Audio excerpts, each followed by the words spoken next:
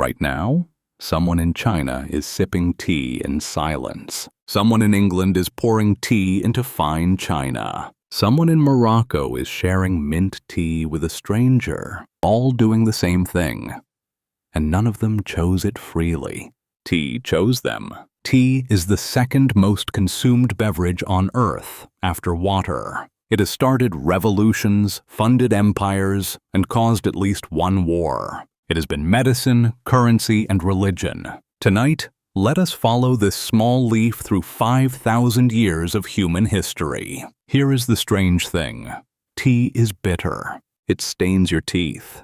It keeps you awake. And yet, humanity fell so deeply in love with it that people were willing to die for it. What power does this humble leaf hold? The answer begins with an accident. Tonight we travel from a legendary Chinese emperor's garden to the crowded docks of Colonial Boston.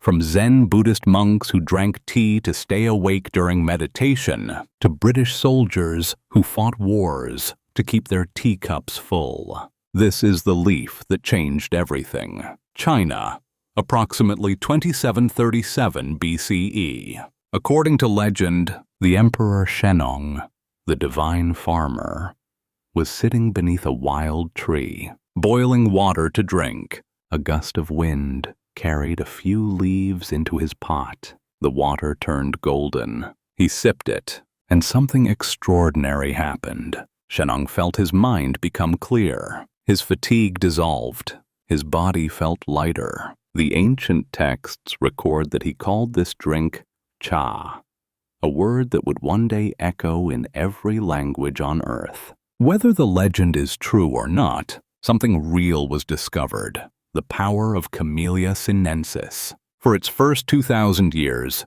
tea was not a drink. It was medicine. Ancient Chinese physicians pressed tea leaves into hard cakes, mixed them with ginger, salt, and dried plum. They prescribed it for headaches, lethargy, and poor eyesight. Tea was too precious to simply enjoy. Around 500 CE, something transformed tea forever. Buddhist monks discovered that tea kept them alert during long hours of meditation. Unlike sleep, tea offered a calm yet focused awareness, what Zen masters called the mind of no mind. Monks began cultivating tea on mountain slopes near their temples. In 780 CE, a man named Lu Yu sat down and wrote the world's first book entirely dedicated to tea. He called it the Cha Jing, the classic of tea. It described how to grow tea, how to process it, which water was best for brewing, and even the correct posture for drinking. Tea had become an art. Tea's fame spread beyond China's borders along the ancient Silk Road. By 800 CE, caravans carried compressed tea bricks alongside silk and spices. Tea bricks became a currency. You could pay your taxes with them, trade them for horses in Tibet, or use them as money across Central Asia. In 804 CE, a Japanese Buddhist monk named Saicho returned from studying in China, carrying tea seeds hidden in his robe. He planted them on the slopes of Mount Hiei near Kyoto. Japan received tea not as a merchant product, but as a sacred offering from one civilization to another. Over centuries, Japan transformed tea drinking into something the world had never seen before. The chado, the way of tea. Every movement was choreographed: how to hold the bowl, how to whisk the matcha, how to bow. It was not about drinking tea. It was about becoming present, completely, perfectly here. For 5,000 years, tea was Asia's secret. Then in 1610, a Dutch East India Company ship docked at the port of Amsterdam with something extraordinary in its cargo: the first tea leaves ever seen in Europe. Dutch merchants tasted it cautiously, then bought every leaf they could find. Why did tea spread so powerfully? The answer is chemistry. Inside every tea leaf are three remarkable molecules working together. First, caffeine, which gently awakens the brain. Second, L-theanine, an amino acid found almost nowhere else in nature, which creates calm without drowsiness. Third, polyphenols, powerful antioxidants that protect the body. Here is what makes tea extraordinary compared to coffee or alcohol. Caffeine and L-theanine cancel out each other's extremes. Coffee gives you a sharp jolt, then a crash. Alcohol relaxes you, but dulls your thinking. Tea does something almost miraculous. It gives you calm energy, the mental state monks called alert tranquility. In 1662, the Portuguese princess Catherine of Braganza married the English King Charles II and brought tea as part of her dowry. Within a decade, tea houses appeared across London. The aristocracy drank it, then the middle class, then the workers. By 1750, Britain consumed more tea per person than any other nation on earth. But there was a crisis. Britain was spending enormous amounts of silver to buy Chinese tea, and China wanted nothing in return, except silver. The British East India Company was losing money at a catastrophic rate. Company directors in London stared at their ledgers and made a terrible decision. They would pay for tea with opium. The result was the Opium Wars of 1839 and 1860. Two brutal conflicts that humiliated China and forced open its ports to Western trade. Behind every battle, behind every treaty signed at gunpoint, was a British desire for affordable tea. Tea had caused a war. This is the dark side of the leaf. Tea also changed the Western world in another way.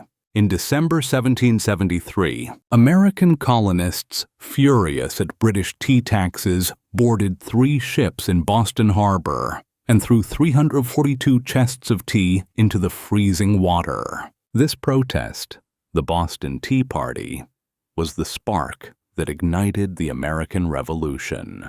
A cup of tea changed the map of the world. Britain's dependence on Chinese tea created one more audacious plan. In 1848, the East India Company hired a Scottish botanist named Robert Fortune to disguise himself as a Chinese merchant and steal China's greatest secret, the method of making tea. Fortune smuggled thousands of tea plants and seeds to India, changing the tea trade forever. The stolen tea plants thrived in the cool Himalayan foothills. By 1900, the Indian state of Darjeeling was producing what connoisseurs called the champagne of teas.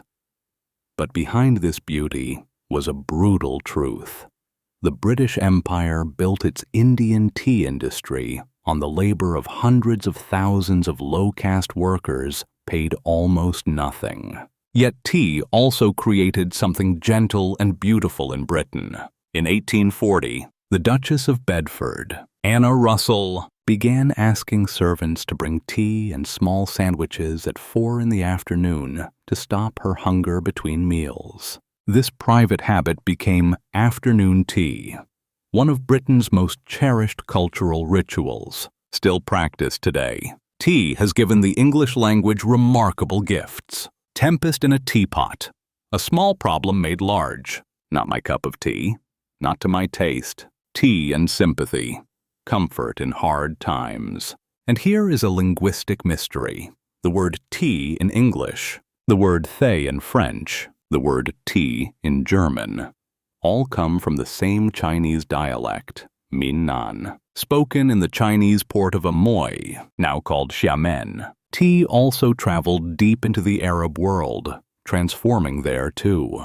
In Morocco, gunpowder green tea, named for its tightly rolled pellet shape, became the foundation of hospitality. To refuse Moroccan mint tea is to refuse friendship itself. It is poured from a great height to create foam, always served 3 times, each cup with a different meaning. In World War I and II, the British government declared tea an essential wartime resource, more important than some weapons. Soldiers in the trenches were given tea rations. Bombed civilians were given tea first, before food. A British general famously said, "You can't fight a war without tea." The humble leaf had become armor for the human spirit. Consider what tea had done by the 20th century. In the East, it built philosophies of mindfulness, presence, and beauty.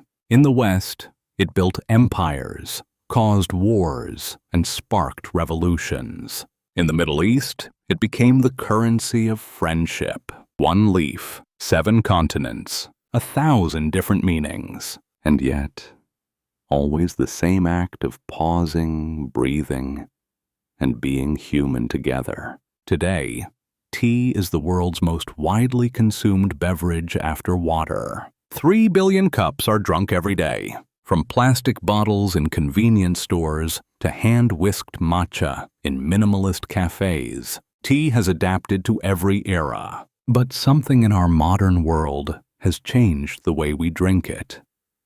We have stopped pausing. There is another modern challenge tea faces. Climate change is shifting rainfall patterns across Asia. Temperature rises are altering the delicate chemistry inside tea leaves, changing their flavor, reducing harvests. The tea gardens of Darjeeling are already producing less. Scientists warn, by 2050, significant tea-growing regions may be lost forever. Perhaps the greatest lesson of tea is not historical or chemical. It is philosophical. Every tea ritual, whether in a Japanese tea house, a Moroccan courtyard, or a British kitchen, asks the same thing.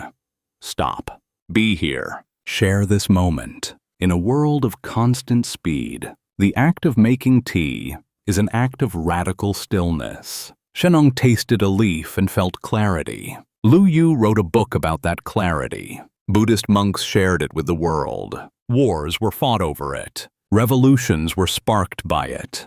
And tonight, across the world, in humble kitchens and grand ceremonies, billions of people are placing this leaf in hot water and waiting, patiently, for the gift it has always given. Remember Emperor Shennong, who found wonder in what fell by accident. Remember Lu Yu, who found art in everyday ritual. Remember the monks who found stillness in a leaf. Every cup of tea you drink carries 5,000 years of human wonder inside it. Sleep well. And tomorrow, when you make your tea, pause, just for a moment. Good night.